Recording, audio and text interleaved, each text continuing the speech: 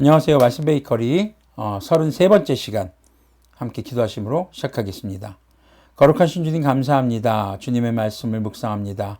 살아 운동력 있는 말씀이 우리 삶에 적용되도록 성령님께서 인도하여 주시옵소서. 우리 주 예수 그리스도님의 이름으로 기도합니다. 아멘. 네, 오늘 보실 말씀은 데살로니가 전서 5장 16절에서 28절까지의 말씀입니다. 표준 세번역의 성경으로 읽어드리겠습니다. 항상 기뻐하십시오. 끊임없이 기도하십시오. 모든 일에 감사하십시오. 이것이 그리스도 예수님 안에서 여러분에게 바라시는 하나님의 뜻입니다. 성령님을 소멸하지 마십시오. 예언을 멸시하지 마십시오. 모든 것을 분간하고 모든 것을 굳게 잡으십시오. 갖가지 모양의 악은 멀리하십시오. 평화의 하나님께서 친히 여러분을 완전히 거룩하게 해주시고 우리 주 예수 그리스도님께서 오실 때에 여러분의 영과 혼과 몸을 흠이 없이 완전하게 지켜주시기를 빕니다. 여러분을 부르시는 분은 신실하시니 이 일을 또한 이루실 것입니다. 형제자매 여러분, 우리를 위하여 기도해 주십시오. 거룩한 입맞춤으로 모든 믿는 사람에게 문안해 주십시오. 나는 주님을 힘입어 여러분에게 명합니다. 모든 믿는 사람들에게 이 편지를 읽어 주십시오. 우리 주 예수 그리스도님의 은혜가 여러분과 함께하기를 빕니다. 아멘. 자, 바울은 데살로니가 교회 사람들에게 마지막 인사를 하면서 주 하나님의 뜻을 전합니다. 그리고 성령님의 인도하시는 삶에 대해서 순종할 것을 권면하고 또 데살로니가 교회 성도들 위해 다시 한번 기도하는, 또 자신들을 위해서 기도를 부탁하는 내용들이 등장을 합니다. 자, 먼저 우리가 이 본문을 좀 네 파트로 나눠서 좀 살펴보겠습니다. 먼저 16절부터 18절입니다. 세 가지 우리가 항상 알고 있는 말이 나오죠. 항상 기뻐하십시오. 끊임없이 기도하십시오. 모든 일에 감사하십시오. 개역개정에서는 항상 기뻐하라, 쉬지 말고 기도하라, 범사에 감사하라 라는 말로 등장을 합니다. 자, 항상 기뻐하십시오. 매 순간 기뻐하면서 살라는 것이 아닙니다. 때로는 죄로 가득 찬 세상 혹은 죄에 물든 나의 삶을 볼 때 마냥 기쁘지만은 않죠. 자, 이 구절의 진정한 의미는요, 바로 앞뒤 문맥을 통해서 우리는 좀 더 깊이 이해할 수 있어야 됩니다.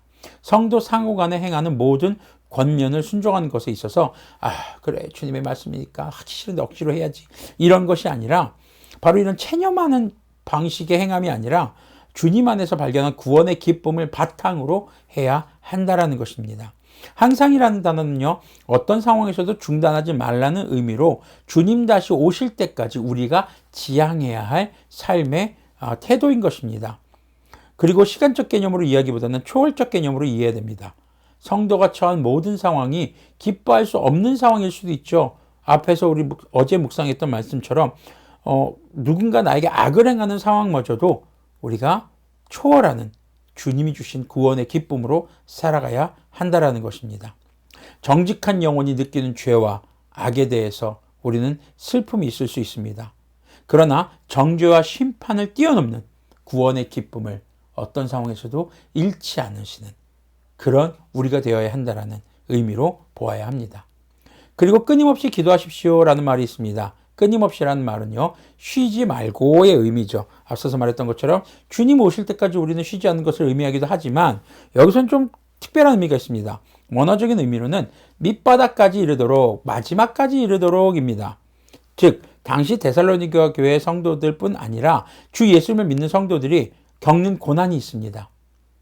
그리스도인이기 때문에 주변 사람들에게 받는 핍박이라든가 무시라든가 고난이 있을 수 있던 거죠. 그런 상황에서도 기도를 멈추지 말라는 것입니다. 그리스도인으로 인해서 겪는 고난은 주님 나라 오실 때까지 어쩌면 멈추지 않을 것입니다. 그 고난이 멈추지 않을 것이듯 우리는 그 고난 앞에서 주님 나라 오실 때까지 우리는 기도를 멈춰서는 안 된다라는 것이죠. 그렇게 어떤 고난의 상황에서도 우리는 주님의 구원과 도우심을 구하는 기도를 절대로 포기해서는 안 될 것입니다. 기억하십시오. 기도는 가장 연약한 우리의 삶에 가장 막강한 하나님을 개입시키는 성도의 강력한 무기입니다. 그리고 모든 일에 감사하십시오라는 말이 있습니다. 자, 모든 일에 감사한다는 것은요, 하나님께서 선하시다라는 것을 깨달을 때 비로소 감사합니다. 당장 내 눈앞에 펼쳐진 일에 대해서 나의 좋고 싫은 것이 기준이 아니라 절대적으로 선한 하나님께서 나의 삶을 이끄시고 계시다. 이 믿음이 바탕이 되고 기준이 되어야 가능한 것이죠. 우리의 믿음은요, 하나님은 절대적으로 선하시다라는 믿음에서 출발합니다. 감사하지 못하는 이유가 뭘까요? 바로 감사해야 할 대상에 대해서 알지 못할 때 우리는 이런 상황을 오해라고 합니다. 잘못 이해하고 있다는 것이죠. 우리가 하나님에 대해서 잘못 알고 있다면 모든 상황에 대해 절대 감사할 수 없을 것입니다. 그렇게 우리는 주님을 알아야 합니다. 그것은 오직 말씀을 통한 양육을 통해서만 가능합니다. 주님을 알면 그 상황의 진정한 의미와 유익을 깨닫게 되는 것이죠. 항상 기뻐하고 끊임없이 기도하고 모든 일에 감사하는 것은요, 헬라어 본문에서는 한 단위의 명령으로 되어 있습니다. 따로따로 분리되어 있지 않다는 거죠. 그리고 18절에서 번역에서 생략된 부분이 있는데 헬라어로 가르라는 단어인데 이거는 인과관계, 바로 왜냐하면 이라는 뜻입니다. 그러니까 이 세 가지 행동을 해야 하는 것이 하나님의 뜻이기 때문이라는 것입니다. 왜냐하면이 붙는 거죠. 바로 왜냐하면 이것이 그리스도 예수님 안에서 여러분에게 바라시는 하나님의 뜻입니다라는 정확한 해석이 되는 것이죠. 여러분들, 우리가 하나님의 뜻을 행하고 싶어 합니다. 그래야만 한다고 생각합니다. 그러기 위해서 여기서 언급되고 있는 항상 기뻐하십시오, 또 끊임없이 기도하십시오, 모든 일에 감사하십시오의 의미를 기억하며 우리의 삶에 적용해야 할 것입니다. 바로 우리가 예수님 안에 거하게 하시는 하나님의 목적이 여기에 있는 것이죠. 자, 그리고 19절에서 22절까지의 말씀을 보면요, 성령님을 소멸하지 말라는 말이 등장합니다.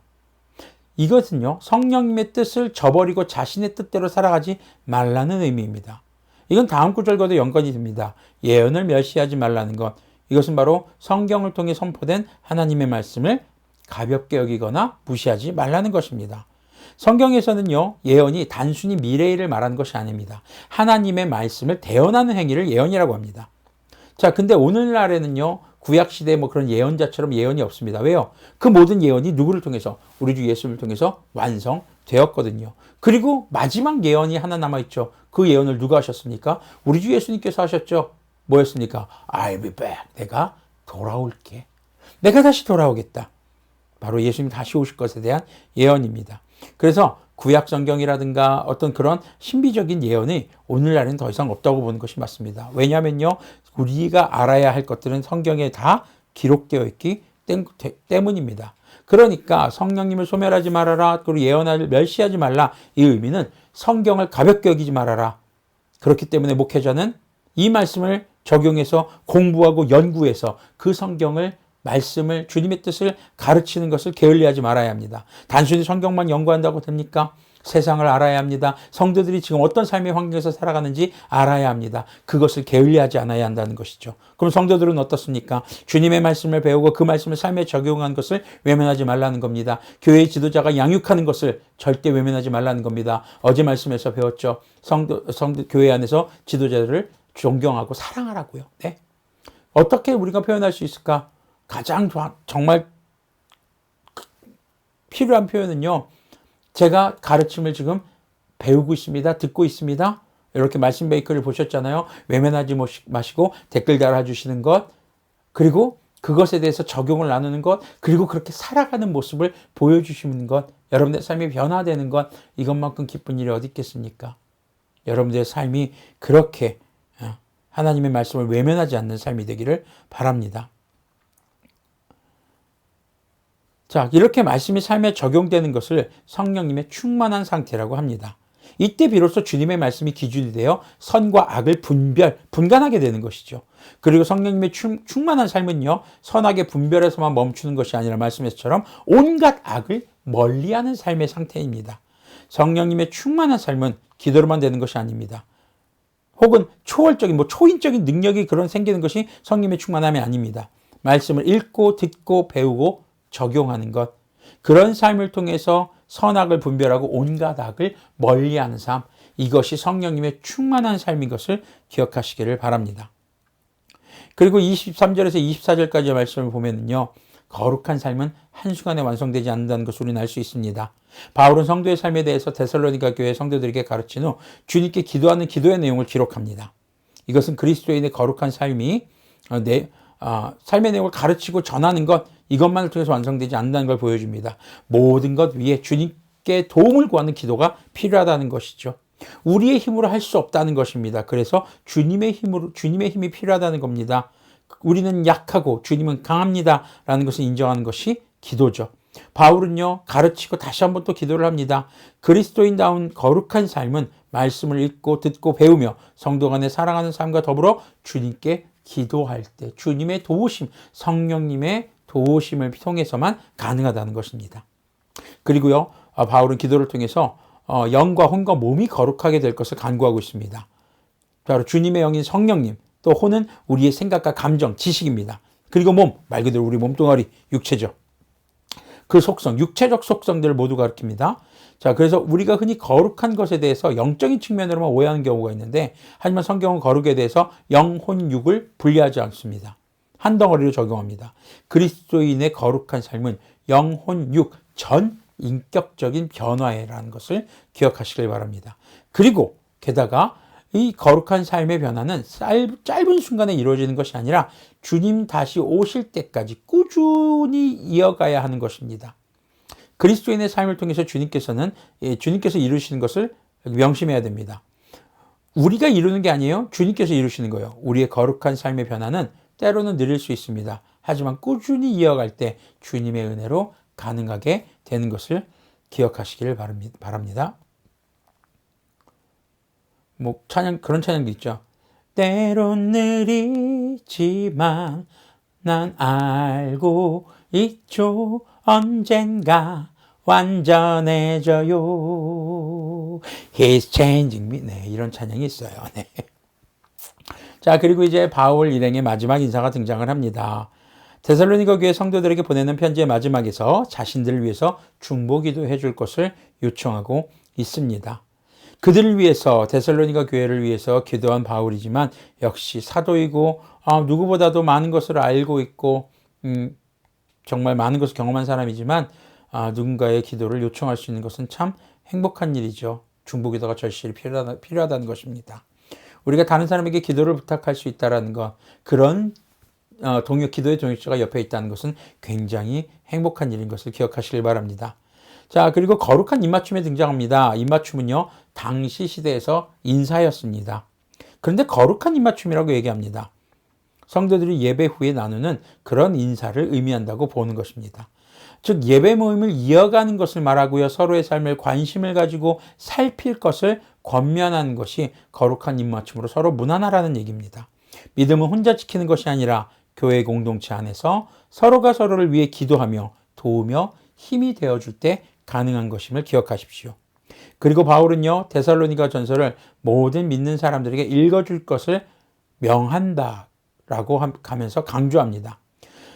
이것은요, 주님께서 가르쳐 주시면서 지켜 행하라 하신 것들을 또 가르쳐서 지켜 행하게 하라라는 지상명령과 연결되는 구절입니다.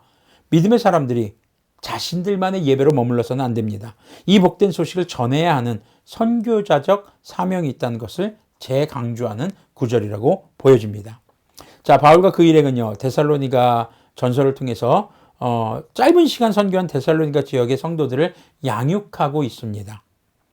그렇게 데살로니가 전서는 그리스도인들이 지향해야 할 삶의 모습을 잘 가르쳐주고 있는 책이라고 볼 수 있습니다.